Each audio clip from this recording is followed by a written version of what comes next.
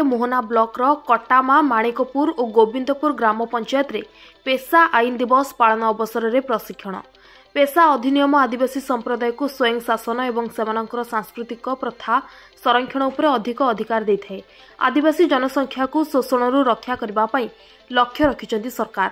पेशा अधिनियम ग्राम सभा को विशेष क्षमता प्रदान करथाय, जेपरिक प्राकृतिक संपदर परिचालना उपरे नियंत्रण, जेपरिक क्षुद्र जंगल उत्पादन, क्षुद्र खनिज पदार्थ एवं क्षुद्र जलसेचन अंशग्रहणकारी शासन को प्रोत्साहित करने पेशा अधिनियम ग्राम सभा एवं पंचायत को शक्ति एवं अधिकार प्रदान विषय तालीम दि जाइथिला।